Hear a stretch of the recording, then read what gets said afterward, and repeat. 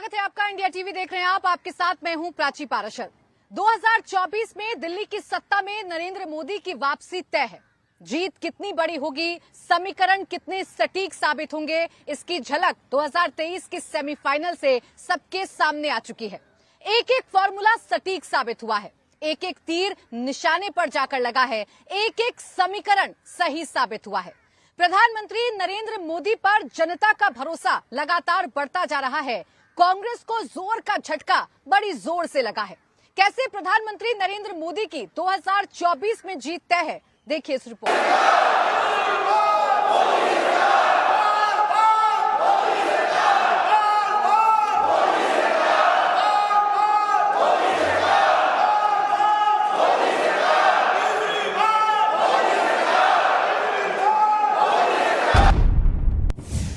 हिंदुस्तान की सियासत मनमोहन देसाई का मैटिनी शो नहीं है।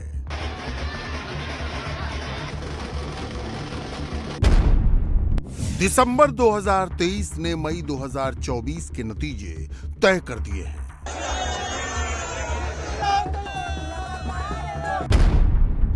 हिंदी हार्टलैंड का सेमीफाइनल बीजेपी ने 3-0 से जीता है।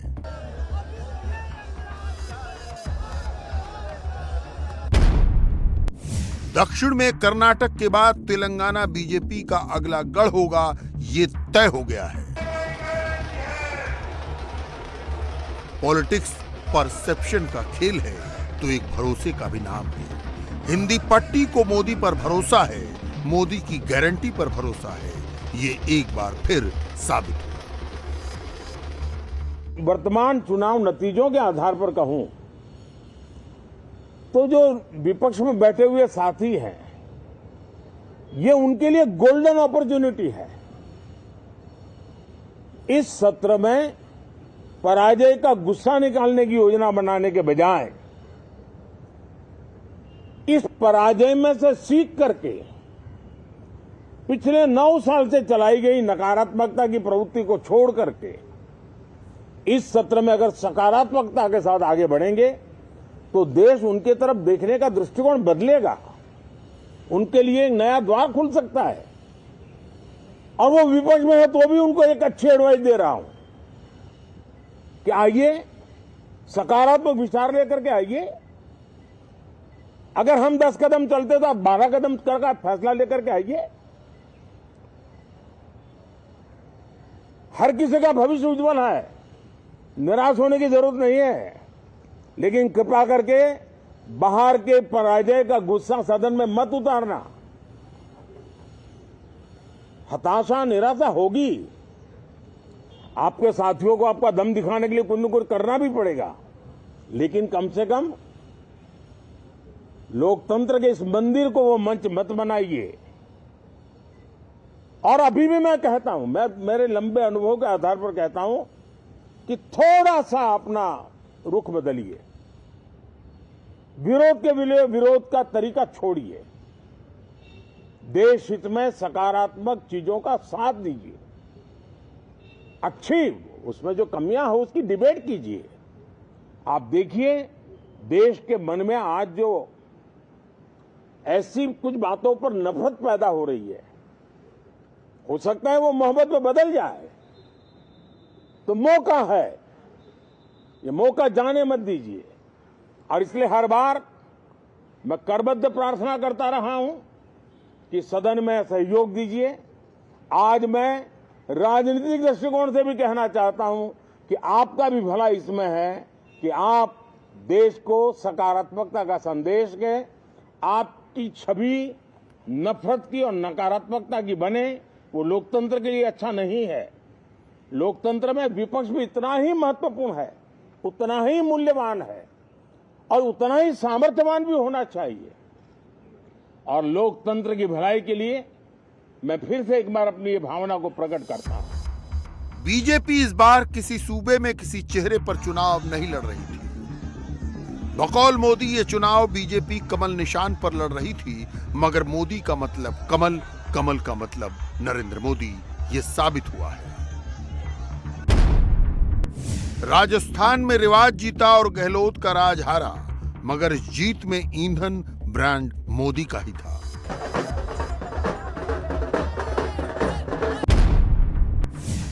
मध्य प्रदेश में मामा शिवराज की बहनों ने कमाल किया, मगर एंटी इनकम्बेंसी के खिलाफ ऊर्जा मोदी की थी।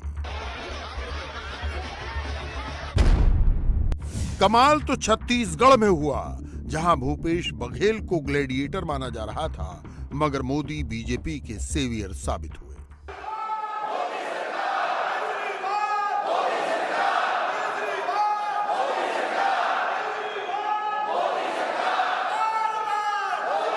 गुड गवर्नेंस होता है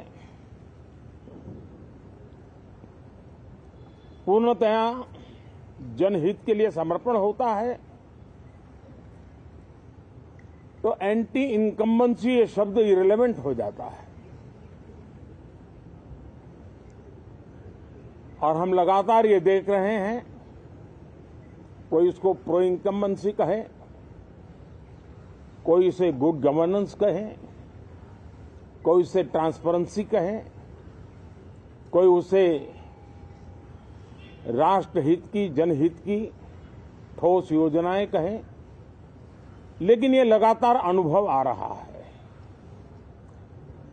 और इतने उत्तम जनादेश के बाद नकारात्मकता को नकारा है।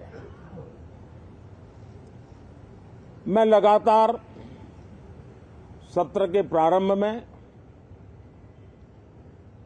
विपक्ष के साथियों के साथ हमारा विचार विमर्श होता है, हमारी मेन टीम उनसे चर्चा करती है, मिलकर के भी सबके सहयोग के लिए हम हमेशा प्रार्थना करते हैं, आग्रह करते हैं। इस बार भी इस प्रकार की सारी प्रक्रियाएं कर ली गई हैं और आपके माध्यम से भी मैं सार्वजनिक रूप से हमेशा हमारे सभी सांसदों से आग्रह करता हूं,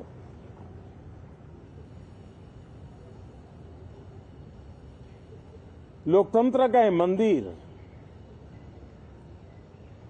जन आकांक्षाओं के लिए विकसित भारत की नींव को अधिक मजबूत बनाने के लिए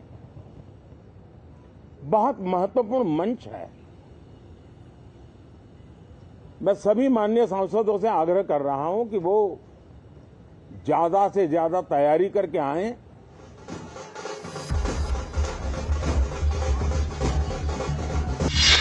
इन 3 राज्यों में प्रधानमंत्री मोदी ने 2 से 27 नवंबर के बीच 42 रैलियां की और 4 बड़े रोड शो किए। प्रधानमंत्री के पास पूरा फीडबैक था, लिहाजा सबसे ज्यादा जोर मध्य प्रदेश और राजस्थान में रहा। बीजेपी ने तो यहां बेहतर किया ही, मगर छत्तीसगढ़ में सारे अनुमान ही ध्वस्त हो गए। भूपेश बघेल के मंगाए लड्डू धरे रह गए।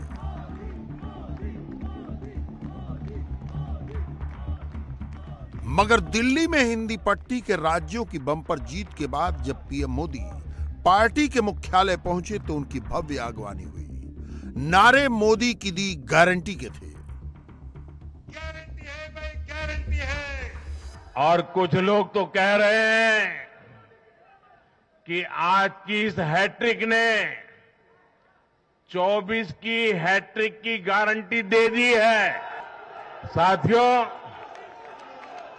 आज के जनादेश ने ये भी साबित किया है कि भ्रष्टाचार, तुष्टीकरण और परिवारवाद को लेकर देश के भीतर, देश के हर नागरिक के दिल में जीरो टॉलरेंस बन रही है। आज देश को लगता है कि इन 3 बुराइयों को खत्म करने में अगर कोई प्रभावी है तो वो भाजपा ही है। नरेंद्र मोदी मैदान में बीजेपी के कप्तान हैं, इसमें तो कोई दो राय ही नहीं। फिनिशिंग शॉट के लिए आखिर तक पुरजोर लड़ते हैं, मगर 2023 के सेमीफाइनल से 2024 के फाइनल के लिए कितने स्ट्राइकर निकले हैं, ये भी अब तय होता नजर आ रहा है। अगर चुनाव के आगे जीत है तो जीत के आगे चुनौतियां हैं। अब 2024 की जंग बीजेपी में किन महारथियों के कंधे पर होगी, ये भी समझ लेना होगा। सबसे पहले बात यूपी के सीएम और बीजेपी के सबसे बड़े सनातनी ब्रांड योगी आदित्यनाथ की। बीजेपी में पीएम मोदी के बाद अगर किसी नेता की सबसे ज्यादा डिमांड थी तो योगी की। हिंदुत्व के प्रबल समर्थक, fire brand leader Yogi Adityanath का क्रेज इतना था कि रैलियों और रोड शो में अपने आप भारी भीड़ उमड़ी। राजस्थान से लेकर मध्य प्रदेश, छत्तीसगढ़ और तेलंगाना में योगी को बुलाने के लिए होड़ मची थी। योगी आदित्यनाथ हार्डकोर हिंदुत्व के फायर ब्रांड पोस्टर बॉय हैं। उन्होंने अपनी चुनावी रैलियों में लव जिहाद, गोतस्करी, हमास, गाजा पट्टी, इस्लामी आतंकवाद सबका जिक्र किया। इसी दौरान हलाला सर्टिफिकेट पर उनका एक्शन भी शुरू हो गया। इस बार के सेमीफाइनल में योगी आदित्यनाथ ने राजस्थान, मध्य प्रदेश, छत्तीसगढ़ और तेलंगाना में ताबड़तोड़ रैलियां और रोड शो किए। एक बार इस डेटा पर नजर डालिए ताकि सनद रहे। योगी आदित्यनाथ ने 1 नवंबर से 26 नवंबर तक करीब 15 दिन रैलियों और रोड शो में गुजारे। इस दौरान उन्होंने राजस्थान की 40 विधानसभा सीटों को कवर किया, मध्य प्रदेश के 28, छत्तीसगढ़ के 13 और तेलंगाना के 9 भाजपा प्रत्याशियों का प्रचार किया। योगी आदित्यनाथ ने अपनी जनसभाओं में यूपी में अपने किए काम गिनाए तो डबल इंजन की सरकार के फायदे बताए, मगर बीजेपी को जो पेनिट्रेशन तेलंगाना में मिला है उसमें योगी के भाग्यनगर गेम का भी बड़ा योगदान है। प्रधानमंत्री मोदी जी के नेतृत्व और उनके मार्गदर्शन में जनता जनार्दन ने प्रधानमंत्री मोदी जी के नेतृत्व को स्वीकारा है, उनके डेवलपमेंट के मॉडल को, गरीब कल्याणकारी योजनाओं को और भारत की छवि को वैश्विक मंच पर स्थापित करने के उनके प्रयासों को हर एक स्तर पर पब्लिक ने स्वीकारा है। आज मध्य प्रदेश में भारतीय जनता पार्टी की सरकार फिर से रिपीट हुई है। राजस्थान और छत्तीसगढ़ में भारतीय जनता पार्टी को जो भारी बहुमत से इन राज्यों में भी सफलता प्राप्त हुई है, कांग्रेस को जनता ने मात दी है। ये चीजें दिखाती हैं कि 2024 के लोकसभा चुनाव में देश की जनता तीसरी बार भी प्रधानमंत्री मोदी जी के नेतृत्व में पूरी मजबूती के साथ भारतीय जनता पार्टी को सपोर्ट करके तीसरी बार भारतीय जनता पार्टी की सरकार प्रधानमंत्री मोदी जी के नेतृत्व में देश के अंदर लेकर के आएगी।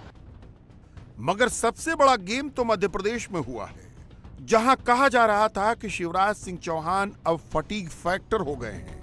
कहा जा रहा था कि बीजेपी इस बार उनके चेहरे पर चुनाव नहीं लड़ रही। शिवराज को उनकी बहनों ने वापस मैदान में ही नहीं सत्ता की वापसी तक पहुंचा दिया। जो प्यार दिया, आशीर्वाद दिया, जो स्नेह दिया, उस आशीर्वाद को मैं बार बार नतमस्तक होकर प्रणाम करता हूँ। मैं कहता था कि भारतीय जनता पार्टी को अद्भुत जीत हासिल होगी। लोग कहते थे क्यों? मैं कहा मेरी लाडली बहनाएं साथ हैं। लोग कहते थे मीडिया के मित्र की कांटे की टक्कर है। अरविंद का कहीं कांटे की टक्कर नहीं है, लाडली बहनों ने सारे कांटे निकाल दिए। हम कहाँ जाते थे, बहनें आके गले मिलती थी, सर पे हाथ फेरती थी, मुझे स्नेह करती थी और एक ही बात कहती थी, भैया अपन जीतेंगे। महिलाओं के लिए ऐलान तो कांग्रेस और बीजेपी दोनों ने किया। कांग्रेस ने भी अपने वचन पत्र में महिलाओं को प्रमुख स्थान दिया, क्योंकि मध्य प्रदेश में कुल 2 करोड़ 60 लाख से ज्यादा महिला वोटर हैं। शिवराज सिंह चौहान ने यूं ही मामा बनकर महिला वोटों पर दांव नहीं लगाया था। आंकड़ों की माने तो महिला मतदाताओं के आधे से ज्यादा यानी 60% के करीब वोट बीजेपी को मिले हैं। मध्य प्रदेश में ओबीसी वोट 29% है। ओबीसी वोटर हिंदुत्व का फॉलोअर है, यह साबित हो गया है। इसलिए शिवराज सिंह चौहान का ओबीसी होना भी अहम है। सबसे चौंकाने वाले नतीजे तो छत्तीसगढ़ के रहे, जहां भूपेश बघेल अपने दौर के भ्रष्टाचार के शिकार हुए, गांव में गोबर घोटाला मार गया तो महानगरों में महादेव ऐप। नतीजा ये कि राजनीति की रिटायरमेंट चेयर पर पड़े रमन सिंह नतीजों के बाद सबसे अधिक सक्रिय नजर आए। जिस प्रकार केंद्रीय नेतृत्व ने मेहनत किया, प्रधानमंत्री जी ने समय दिया, गृह मंत्री जी ने समय दिया, राष्ट्रीय अध्यक्ष जी ने जो समय हमको दिया, और जनता को मोदी जी की गारंटी, जनता ने उस पर भरोसा किया। लीड डॉक्टर रमन ने नहीं किया, लीड पूरे सामूहिक नेतृत्व में हमने किया। मैं भी मेहनत किया, मेरी पूरी हम सब ने किया। अंडर करंट दिख रहा था, और इतना बड़ा अंडर करंट होगा इसका एहसास सामान्यतः लोगों को नहीं हो पा रहा था, मगर मैं इस बात को लगातार रिपीट कर रहा था। मेरी बात को लोग भरोसा कितना करते हैं मैं नहीं जानता, मगर मैं मीडिया के माध्यम से रोज बोल रहा था, एक ही बात को रिपीट कर रहा था कि जबरदस्त अंडर करंट है। और भूपेश को छत्तीसगढ़ की जनता रिजेक्ट कर चुकी है, उसके चेहरे को हराना चाहती। जनता ने उनके सारे मंत्रियों को नकारा है, पूरी सरकार को रिजेक्ट किया है। भूपेश बघेल के करप्शन और लगातार वो शराब की घोटाला हो, कोयला का घोटाला हो, महादेव ऐप का मामला हो, पीएससी में भर्ती में युवकों के साथ छल किया गया वो घोटाला हो, महिलाओं के साथ जो उस प्रकार से वादा खिलाफी किया गया वो बातें हैं। इन बातों को लेकर लोग भूपेश के चेहरा को बदलना चाहते थे। मैंने कभी मांगा नहीं है, पार्टी जब जब जो जवाबदारी दी है उसका क्रियान्वयन मैं करता रहा हूं। आगे क्या जवाबदारी देगी पार्टी के नेता तय करें। आइए अब राजस्थान की बात कर लेते हैं। राजस्थान में exit poll neck to neck fight बताते रहे। इसी को देखते हुए मोदी शाह की जोड़ी संगठन से खुद को ऊपर समझने वाली वसुंधरा राजे को साइड लाइन से मेन लाइन में ले आई। अब पूर्ण बहुमत के बाद वसुंधरा मजबूरी नहीं है, वसुंधरा ने यह भी समझ लिया है, लिहाजा उनका लहजा बदला हुआ है। राजस्थान की जीत के बाद उनका बयान कहां से शुरू होकर कहां खत्म होता है, सुनिए। राजस्थान की ये जो शानदार जीत है, ये माननीय हमारे प्रधानमंत्री नरेंद्र मोदी जी, जिनका मंत्र था ये सबका साथ, सबका विकास, सबका विश्वास और सबका प्रयास, ये उसकी जीत है। उनकी दी हुई गारंटी की जीत है। ये जीत हमारे माननीय केंद्रीय मंत्री होम मिनिस्टर अमित शाह जी की रणनीति की जीत है, और ये जीत हमारे माननीय अध्यक्ष श्री नड्डा जी के कुशल नेतृत्व की जीत है। और फिर सबसे इम्पोर्टेंट ये भी है, ये जीत हमारे कार्यकर्ताओं की, जिनके अथक प्रयास परिश्रम की जीत है। उन्होंने दिन और रात हमारे माननीय प्रधानमंत्री जी के जो सपने को साकार करने की पूरी कोशिश करते हुए उस दिशा में मेहनत करके ये परिणाम दिलाने का काम किया है। हालांकि वसुंधरा राजस्थान में जरूरी हैं, क्योंकि वहां की जमीनी पॉलिटिक्स वो बखूबी समझती हैं। जाट हो या गुजर हो, राजपूत हो या महिला, हर वोट पर वसुंधरा की पकड़ है। इसलिए बीजेपी उन पर 2024 में बड़ा रिस्क लेगी लगता तो नहीं है, मगर उनकी भूमिका क्या होगी यह तय होना बाकी है। लेकिन भूलिए मत कि तेलंगाना कांग्रेस ने जीता है। बावजूद इसके बीजेपी के लिए यहां का टेक अवे बड़ा है। वो ये कि तेलंगाना में बीजेपी की सीटें बढ़ी हैं और बीजेपी फिलहाल इसे ही बड़ी कामयाबी मान रही है।